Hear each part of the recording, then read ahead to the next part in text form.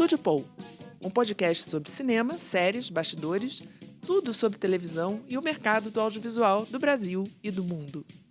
Eu sou Ana Seixas, jornalista, produtora de audiovisual e executiva do mercado de entretenimento. E eu sou Ana Cláudia Paixão, crítica de cinema, colunista da revista Cláudia e do Correio do Estado e também executiva do mercado de entretenimento. Eu sou Milton Birached, diretor de TV, jornalista, crítico de cinema, televisão, um monte de coisa aí.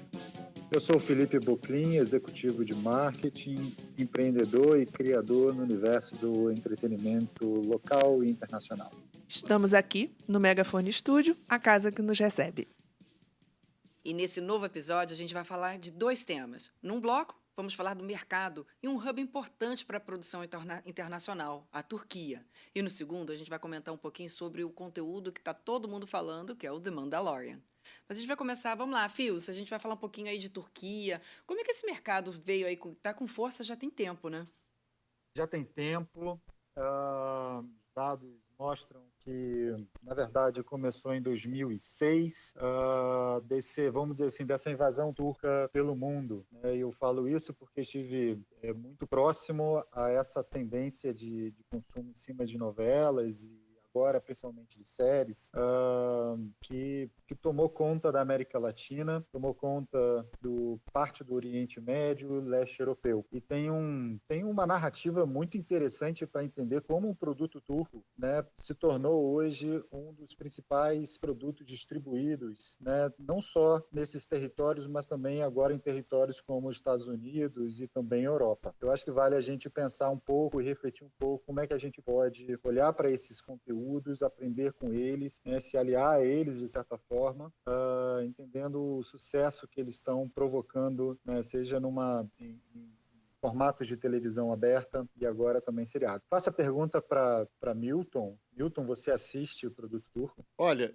eu não assisto, já vi alguma coisa, mas não sou... Acho que a mosca turca não me picou ainda e eu não fiquei assim um addicted de novela turca ainda. Pode ser que eu fique, mas eu fico assustado assim com uma chamada que tem na Globo toda hora, passa sobre a novela que passa no Globoplay, os pais batendo na cara de uma menina chamada Maldita, uma criança, assim. Eu imagino que seja tudo muito explícito assim, uma cena que nenhuma novela brasileira ousaria, sob risco de processos, de órgãos de defesa da infância e da juventude. Enfim, nós temos um monte de restrições que um país menos, digamos, com costumes que vem de uma cultura de outro tipo e que isso, bater na criança, pode ser que seja naturalizado. Aqui não é, né? Então, assim, eu não sei como é que é o geral da produção da novela turca. Eu estou falando como ignorante, posso ter falado uma barbaridade aqui, mas é isso que está sendo mostrado o tempo todo na chamada. E eu estou vendo aqui que a Globoplay até março estreia 6 novelas turcas, né? Até março, nós estamos em março, né? Então já tem as 6 estreadas. Porque tem uma grande demanda, muitas delas acho que nem eu tenho que dar uma olhadinha ali, elas nem são nem necessariamente inéditas, né? Porque teve um grande sucesso aí na grade da Band, teve em outros canais também o conteúdo turco.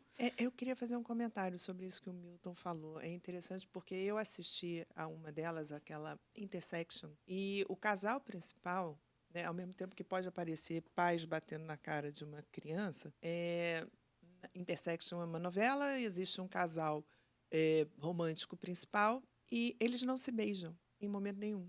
Eles não podem se beijar no ar, principalmente porque o marido da atriz não permite. Tem essa questão cultural deles. É uma Você questão soube cultural, disso? porque eu li e fui me informar. Candinha, total. Fiquei muito interessada. Não, mas é sério, isso mesmo. Assim, eu lembro que a gente, quando a gente tinha que avaliar para compra ou para licenciamento de conteúdo, era uma coisa muito curiosa, porque é super sensual, mas é um toque num rosto, é alguma coisa, e em compensação, Fios, eu vou jogar isso para você, que você já vendeu muita novela aí para o mercado internacional, o conteúdo nosso tem uma erotização enorme na nossa narrativa.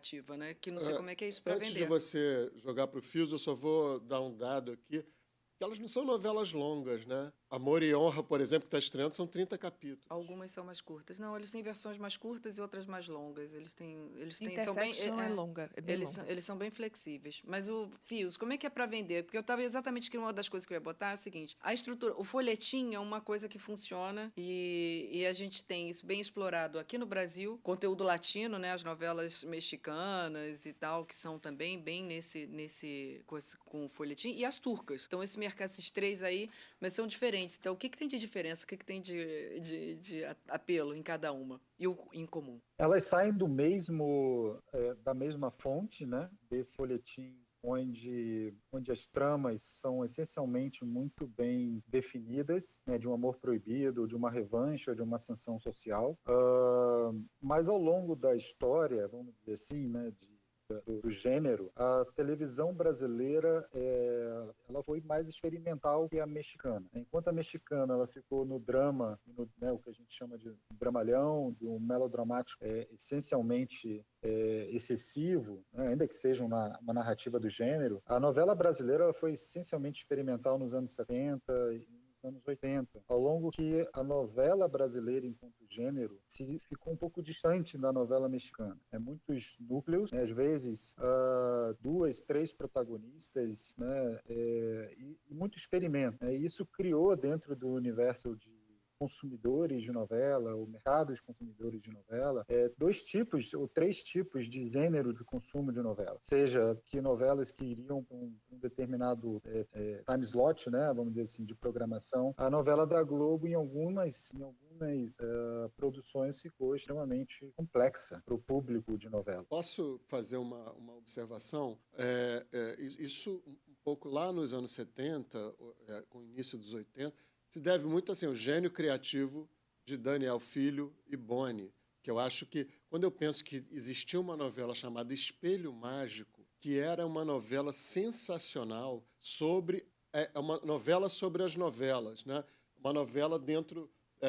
era uma novela que estava sendo gravada supostamente na TV Globo, e a novela era sobre aqueles personagens todos, os atores. Sobre os bastidores. Os bastidores. Não foi um sucesso estrondoso, mas nem de longe foi um fracasso. Eu imagino assim, o público brasileiro, o público que tinha televisão era um público menor do que tem hoje, né? Parece que o público que tinha televisão era mais bem informado, talvez mais aberto aos experimentos, sendo que a novela mexicana e provavelmente a turca dá mais do que a novela tem que dar, né? E a gente ficou pesquisando muita coisa. Para você ter uma ideia, a novela turca Mãe, né, foi a que teve a melhor performance de uma trama licenciada desde a chegada de novelas estrangeiras no Globoplay. Então, eles estão, acho que, na minha opinião, pelo que eu vi até hoje, que foi muito pouco, botando a novela no trilho um pouco. Que era a novela. A gente foi pesquisar e a gente foi indo para outros caminhos, que eu acho que hoje o público está um pouco mais afastado das novelas. Eu tenho uma teoria, na verdade, que não está essencialmente comprovada, tá? Voltando para a novela turca, que no mercado chama-se de dizi, né? É a série turca, sendo que a série turca pode ser considerada uma novela. É uma salada de terminologias aí, tá? Mas a novela diz, série diz, tudo é diz.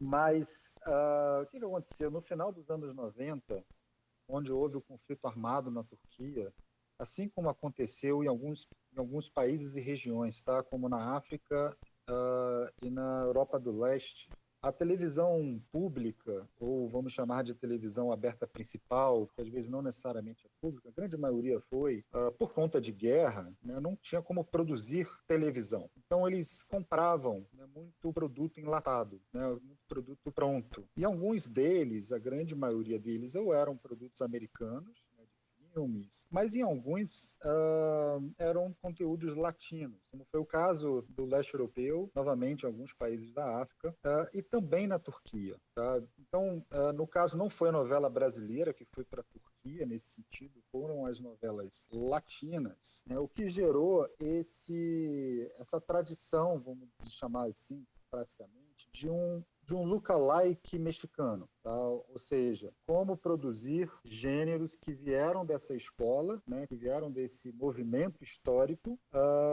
que gerou, vamos dizer assim, uma produção turca essencialmente latina. Enquanto isso, lá na Rússia, as brasileiras pegaram. As brasileiras pegaram. Assim, eu não sei se você tem informação sobre isso. O que aconteceu na Rússia, já que na Turquia mexicanizou? Na Rússia brasileirou alguma produção lá? A brasileirou foi o caso do que é vendido até os dias de hoje, né? O Clone. É um blockbuster, até os dias de hoje é visto com audiência na Rússia. Eu assisti lá em Moscou, na televisão. Que houve um movimento parecido, mas não foi um movimento de guerra, tá? Pelo que eu entendo ali, foi um movimento onde mas no ecossistema da indústria, na situação de colocar produtos, depois de construção da indústria russa, usaram e compraram muita coisa, entre uma delas foi a novela brasileira, no caso Clone. Agora já existe produção própria, agora eles já produzem coisas, novelas, séries, etc. Mas na época onde essa novela foi produzida, o ecossistema da indústria russa não era desenvolvido.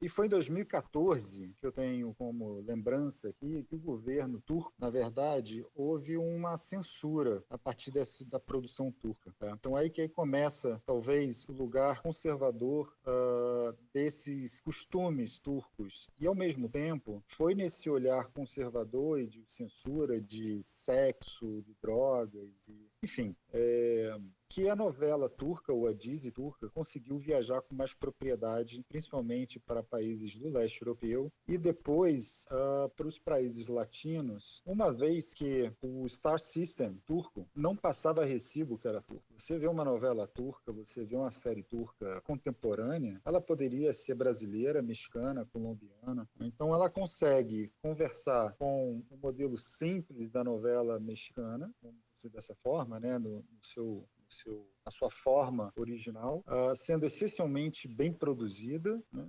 com a receptividade do Star System, não tem aí um clash cultural, e essencialmente simples e bem produzida. Então, ganhou mercado, né, enquanto as novelas... Você disse aí no meio que quanto mais conservador, mais sucesso fez, isso é, mais famílias assistiram. Estou me imaginando já. Quanto mais conservador, menos cenas de sexo, mais programa de família. Ao mesmo tempo, ela cresceu por causa disso também? Pode-se dizer que foi um dos pilares, né, que exige menos conflito cultural.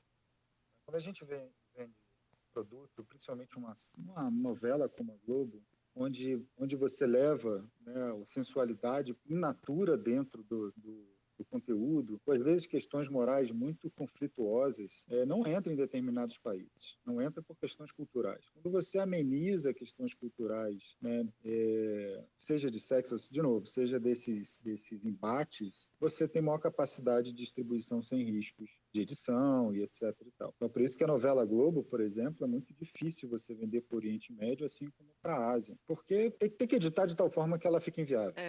Eu lembro quando eu estava lá, eu tive que participar de um projeto que eu tinha que editar para ajudar vocês nas vendas, e a gente tinha que editar as novelas, era de sofrer. Porque culturalmente é muito diferente, né? Porque tinha sequências e que eram fortes, mas assim, que elas faziam parte da narrativa, ela virava a história, e aí você não podia colocar. Então era muito delicado. Como é que você editava aquilo, porque você teria que editar, mas não alterar o que o autor estava querendo contar naquela cena. Então era muito difícil. Então, a gente nunca vendeu muito bem para os países árabes? Nunca vendeu muito bem. O muito bem de novo, assim, né? A questão de alguns formatos e gêneros, eles são de difícil acesso àquela cultura. A gente já vendeu para os árabes, mas não dá para dizer que o Oriente Médio é um território onde se vende conteúdo brasileiro / novelas e séries. Ele tem mais dificuldade. Você falou ali 2014, tem a ver com o Erdogan no poder? Exato. As temáticas são muito parecidas com as brasileiras, assim como são muito parecidas com as mexicanas. Elas seguem o clássico, como família, amor impossível, maternidade, né, dilemas morais, vingança, casamento arranjado.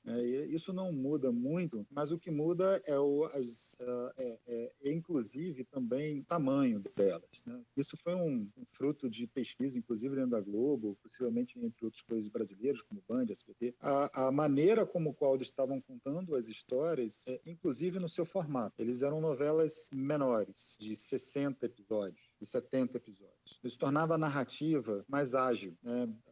E isso, de alguma forma, está fazendo parte desse novo consumo contemporâneo, né? De você ter situações na trama, nos episódios, que a trama evolua, enquanto as nossas novelas ainda estão em 100 episódios, 110 episódios. Lembrando que Janete Claire fazia novela com 25 personagens. Não, mas eu fico pensando assim, quando você está falando de 60 episódios, se você botar isso diariamente, você está falando o quê? 3 meses no ar? Quer dizer, você tem que ter o consumo, uma produção disso, assim, para uma grade, pensando no consome. Porque a novela você tem aquela coisa cíclica, repetitiva, né? Porque é importante que qualquer um que comece a assistir em qualquer momento da novela fique a par do conteúdo. Já sei o que está acontecendo, então parece que a semana inteira vai repetindo a temática, o que aconteceu. Se você começar a assistir na quarta e nunca viu, na sexta você já sabe o que está acontecendo. Porque é para assistir, né, com a panela no fogo, para assistir podendo levantar para fazer xixi. E entender rápido a trama. Aí você volta e não perde nada. É entender rápido a trama e você,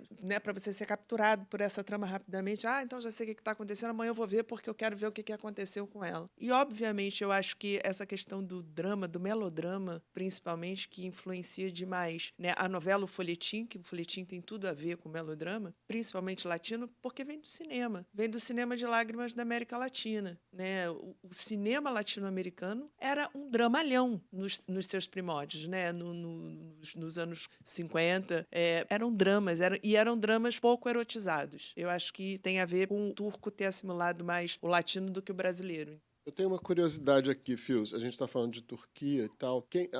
Duas curiosidades, na verdade. Além da Turquia, tem algum país islâmico, árabe, daquela região que produz a novela? A segunda curiosidade, na América Latina, já que a gente está fazendo essa ligação entre a América Latina, essa ponte, como é que é a música do Tchan? É Bahia e o Egito. Qual é o país da América Latina que hoje produz e comercialmente é melhor na produção e na venda de novelas? Eu me lembro que numa época que Venezuela fazia muita novela. Claro, evidentemente que eu acho que não deve estar mais assim, né? Bom, respondendo essa primeira pergunta, não tem outro país que produz igual à Turquia, enquanto país, né? Enquanto exportador de conteúdo. Aí a gente teria que entrar no detalhe qual é o outro país que produz novela, talvez Emirados, mas não é necessariamente islâmico. Né? Então, eu não sei te responder no detalhe essa pergunta. Agora, na América Latina, houve uma estratégia muito inteligente do Chile. Né? O Chile se tornou, num tempo recente, um dos mercados, um dos países de maior influência de consumo de programação na América Latina. Com produção própria, no caso de novelas. Se não me engano, no prime time da Mega e no prime time do Canal 13, que são os dois principais canais chilenos, as produções são chilenas. E eles fizeram um movimento muito interessante. Foi o primeiro país a importar a novela turca. E foi o primeiro país não só a importar a novela turca, mas produzir sob as métricas turcas. Uma vez que ele começou a gerar sucesso e começou a alterar o gosto por novela nesse sentido, ele pegou a fórmula, principalmente a Mega, e adaptou a fórmula para uma produção latina, exportando para a própria América Latina, para o resto do mundo, essa produção chilena. Então, eu diria hoje que o Brasil continua sendo o maior criador de novelas por horas, mas, sensivelmente, hoje, o segundo polo de desenvolvimento de conteúdo, e aí eu já falo um pouco mais ampliado, no sentido de séries e formatos, é o Chile. Tá? Depois vem a Argentina, a Colômbia e a Venezuela. Eu não sei se esses países... Parece que tem o Peru também, né? O Peru está se formando também um hub interessante, sim. Tá? Eu sei que o mercado hoje mais relevante que pauta a América Latina, e aí tirando o Brasil, é o Chile, em segundo lugar a Argentina, em terceiro lugar Colômbia, aí talvez venha Peru, Equador, Venezuela. São países que mais recebem essas influências do que pautam, essencialmente. Então a Venezuela continua com a novela também, mesmo depois desse período chavista e esse outro que eu esqueci o nome. Ela perdeu relevância com os demais. Quem ganhou relevância nesse período foi o Chile. Eu soube que Índia também está produzindo novela, Coreia do Sul, Tailândia, Filipinas. Isso aí existe? É verdade. Tem algum peso assim? Sempre produziram, tá? Eu, quando fui à Ásia e a gente vendia para as Filipinas produziam suas novelas. Assim como a Coreia do Sul produziam suas novelas. A gente não chamar de novela, é um formato relativamente parecido, né? É um drama com núcleos continuados, e não essencialmente dá para dizer que eram séries. Tem importâncias às vezes locais ou pan-regionais naquelas regiões. Em alguns casos surgem, vamos dizer assim, um grande hit. Tá? Mas não se sustentam, como é o caso da turca, como é o caso da brasileira, como é o caso da mexicana, e como é o caso das latinas em geral, né? Mas tem novela, eles produzem. O Japão produz novelas, que se assemelham, né, assim, ao soap opera como formato americano, germânico e tal, mas esses são os principais polos, né? Claro, a gente não está falando aqui de Espanha e naturalmente de Portugal, que são grandes produtores e consumidores do formato do gênero. Mas interessante saber que assim, todos os principais canais de televisão que antes exibiam novela da Globo, né, e canais de televisão abertas basicamente, tá? Seja no prime time, no access prime time, hoje tem uma produção turca no meio. Se eu estou errando por todas, eu posso falar 95%, 90%. No leste europeu, idem. Tá? Ou seja, o produto turco tomou a grade de programação dos principais players e dos principais mercados consumidores desse tipo de gênero. E você vê no Globoplay, né, ao colocar novelas turcas, claro que está precisando naturalmente de volume de hora, né, para ocupar ali um espaço de novidades e etc. Mas mercados produtores, né, normalmente dificultam entradas de concorrentes nesse sentido. Mas é bem-vinda essa vinda de produto turco para o Brasil, assim e vice-versa, deveríamos pensar como produtos brasileiros poderiam estar em mercados de consumo de novela turca. Eu ia até fazer, acho que de repente a gente pode conversar sobre isso num outro episódio.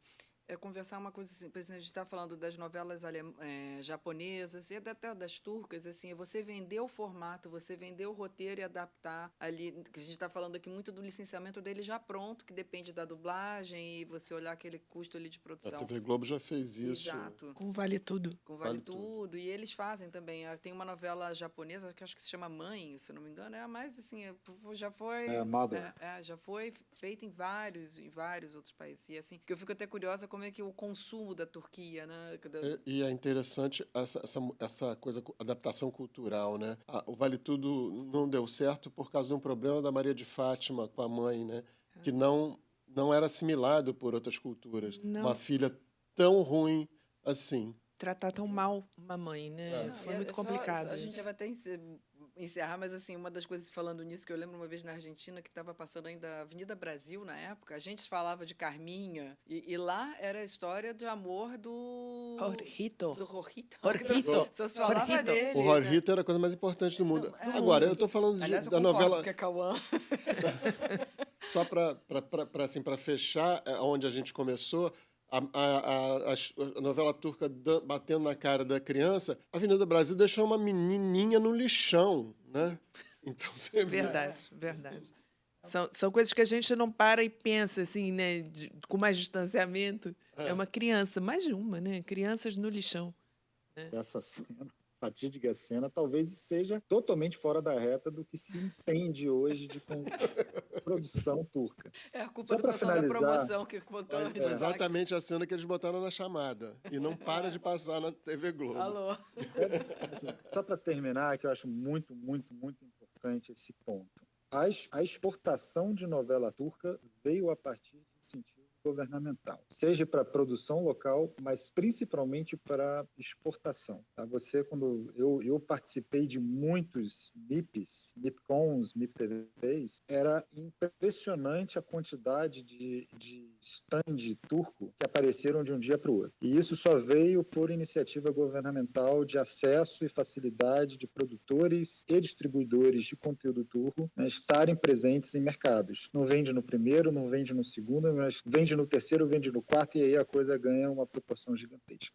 Hoje, possivelmente, não tenho citado aqui, mas deve ser uma receita internacional para o PIB relativamente importante e culturalmente importante para uma zona como é a Turquia, naquela região.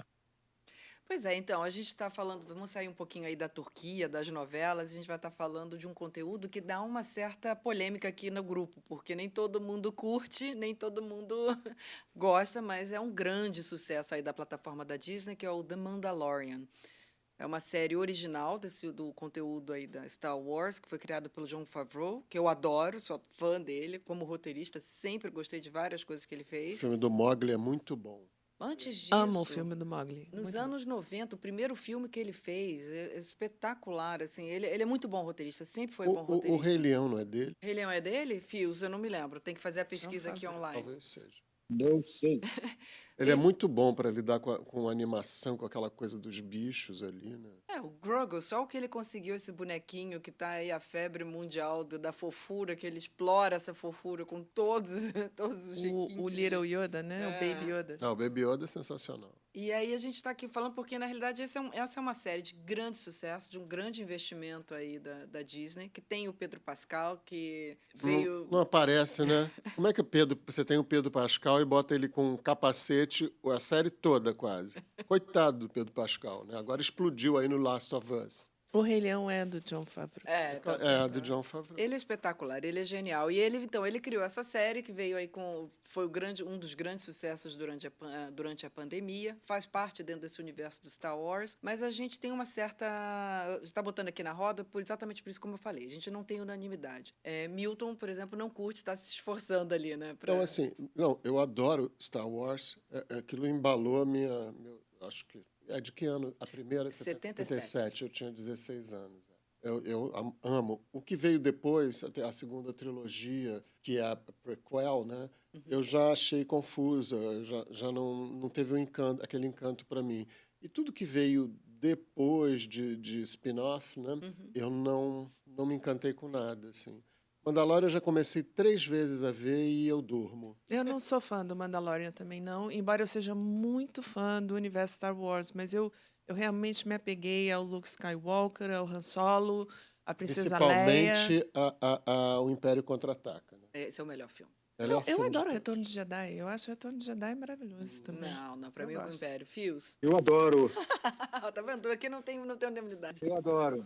Porque, bom, eu não vou falar tecnicamente aqui algumas questões, mas, assim, primeiro eu acho uma narrativa muito desenho animado, né? Assim, são missões a cada episódio, né? Missões às vezes bobinhas, mas que você se envolve em alguns momentos até de uma forma dramática, com um certo drama. Mas eu acho que onde ele acerta, e acho que diferente dos outros demais produções de spin-off, é uma relação com a produção dos anos 70. Assim, você vê aqueles seres, que são quase seres de bonecos feito à mão, em 2023, em 2022, sabe? Assim, ele não usa a tecnologia nesse sentido, né, para atualizar os seres daquele mundo. Só faltava aquele zíper que aparecia naqueles bichos de pelúcia do Perdidos no Espaço, né? Eles viravam assim, Dr. Smith!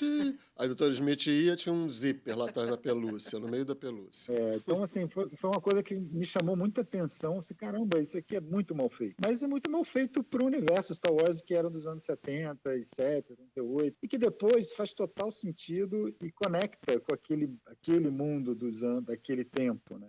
Então eu me envolvi ali me deu essa sensação de estar de novo no Star Wars, diferente dos outros spin-offs. Eu acho que tem uma coisa assim, eu faço cola, admito, tenho os meus geeks, meus youtubers que me ajudam a identificar todos os easter eggs, eu vejo o episódio, corro para eles para entender, ter outro olhar, por isso que eu consigo avançar. E no caso do Star Wars, é que eu também sou da geração do impacto dos 3 primeiros filmes que eram do meio, né, que começou ali no meio.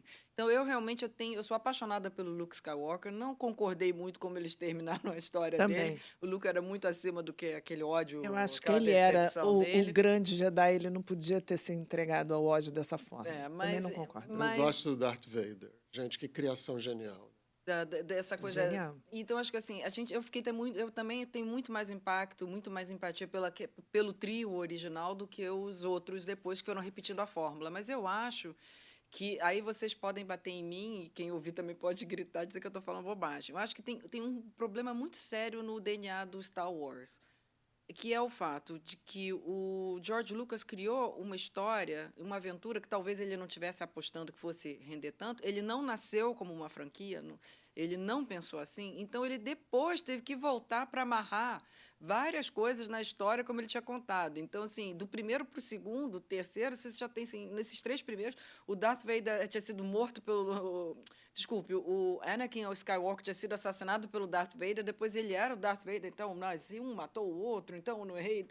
Ele foi meio se ajustando com essa história. Um horror isso.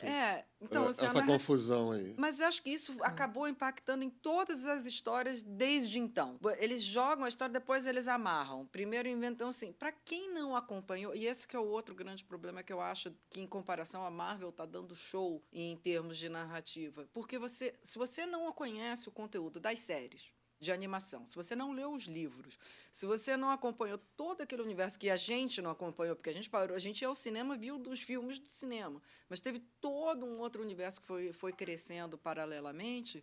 Se você não acompanhou hoje para acompanhar as séries, você se perde, você não sabe quem é. Porque eles não têm uma apresentação muito clara. Não. O Mandalorian, para mim, não fala comigo porque eu sei que habita esse universo, mas nunca me permeou, entendeu? Nem o Mandalorian, nem o Boba Fett, né? Mas eu adorei, embora seja pueril também e tal, o Obi-Wan Kenobi, a série. Achei uma graça. Eu também acho, eu gostei. Foi a mais criticada, mas eu gostei. Foi. Mas, bom, a gente tá aqui querendo falar por que o Mandalorian é um sucesso. E a gente não vai chegar a nada se a gente falar o que a gente acha ruim. Verdade. Então vamos lá, Phil. Você que é fã, você explicou por que você gosta, mas por que é um sucesso? Em que termos é um sucesso? Bom, eu entendo que o objetivo do Disney Plus, né, é de fato trabalhar essa geração, vou chamar de geração Z, Millennium, uma geração mais jovem, trazer esse universo da forma como está sendo contada, dar acessibilidade aos até mais jovens do que isso, a geração alfa talvez, assim, o meu filho de 11 anos adora, é completamente apaixonado pelo Mandalorian, o uso estratégico do Baby Yoda faz parte dessa estratégia. Então, assim, eu tenho a crer que eles estão seguindo o sucesso pelo objetivo que foi traçado, de trazer uma audiência e de fazer uma audiência mais jovem. Por isso que eu acho que foi, ou está sendo, um sucesso no seu overall. Está atingindo os objetivos que se colocaram à disposição ali para essa série. Fiquei curioso com uma coisa. O seu filho, que ama o Mandalorian, ele gosta de Uma Nova Esperança, por exemplo, o primeiro? Não.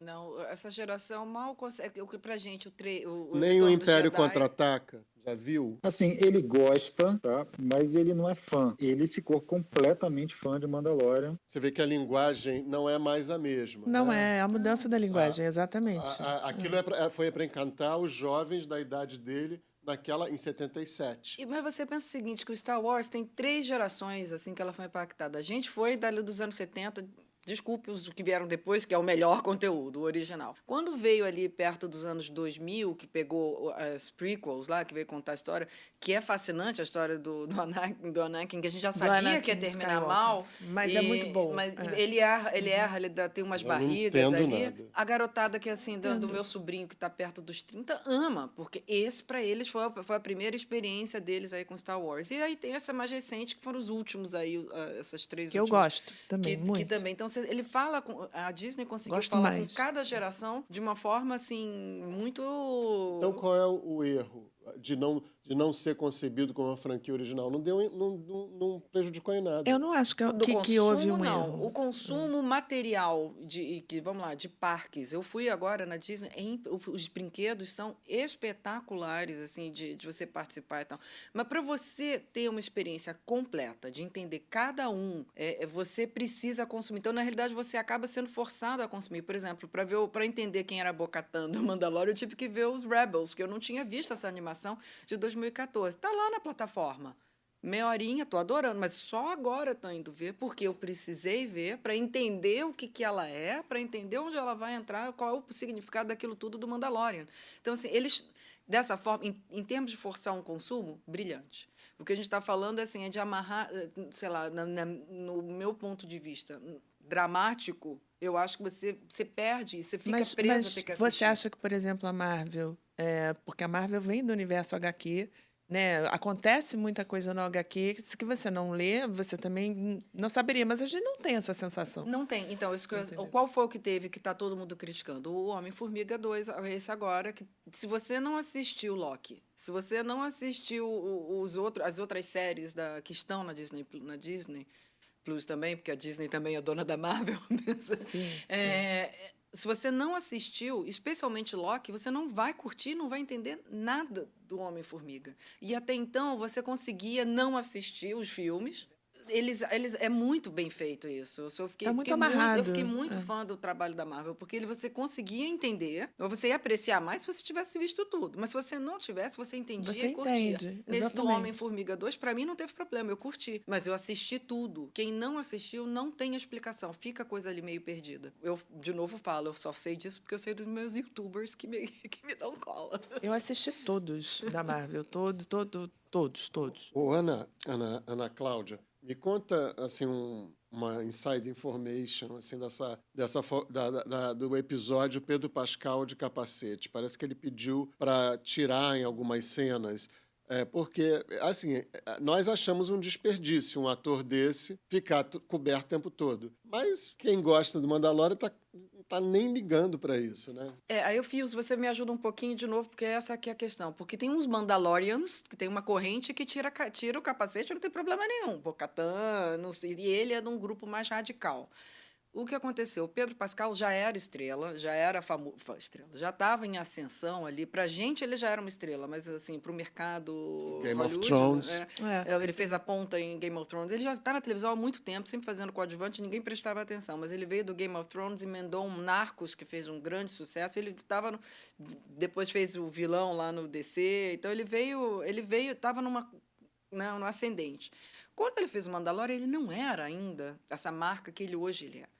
Então, ele está com o rosto coberto, beleza. Ele já tinha um público, especialmente o latino, no bolso e tal. E parece que, sim, ele andou reclamando que queria aparecer. Claro, né? Porque ele era o principal da série, só tinha a voz dele. Isso nas temporadas atuais. Quer dizer, na terceira. Na anterior. Tanto que aí eles trouxeram para a história, ele tira, né? Ele mostra lá o rosto dele para todo mundo. Então, essa temporada agora, ele recuperando e voltando a ficar só em tese com a máscara. Então, mas ele tira no final da segunda, porque eu não assisti.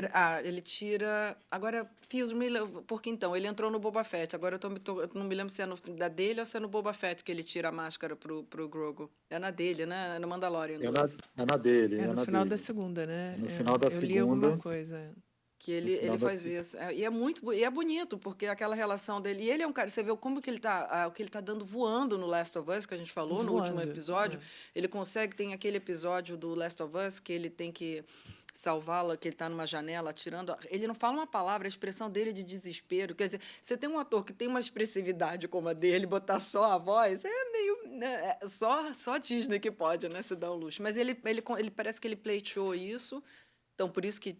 Ele tirou a máscara na série e agora não sei como é que vai ser. Eu não tenho ainda notícia como é que vai ser isso, porque ele agora voltou a ficar com a máscara. Mascarado, na terceira. E a quarta já está escrita, pelo que eu li. Eles já escreveram a quarta temporada. Escreveram, inclusive, na pós-produção, por conta disso, porque a história precisava casar com o que estava sendo contado. Então, assim, eu não sei para que lado ainda vai ser, porque está nessa discussão. Eu sou de uma das que já tem o público chipando aí o casal da Bo-Katan do Din Djarin. A gente pensa, como é que vai rolar com essas máscaras? Porque temos que ter uma novelinha de alguma forma. Né? Um beijo de máscaras. Parece um quadro do Magritte, né? Acho que o conflito vai ser exatamente esse. This is the way. Bom, já tem filhinha, o Grogu já aprovou a Bo-Katan. Então vamos ao romance. É isso, né? Isso vai virar um filme, com certeza. Tenha dúvida. Pois é, então, a gente também quer saber de vocês. Vocês gostam de Mandalorian? Se sim, por quê? Se não, por que também, né? Por que não gosta? O que falta ali? E as novelas turcas também, a gente também quer saber se vocês gostam, se queriam saber de mais alguma, de algum outro país, de alguma outra produção, manda aqui pra gente que a gente põe aqui na roda para discutir. Porque hoje é só isso, semana que vem a gente tá de volta com mais um Estúdio Bom.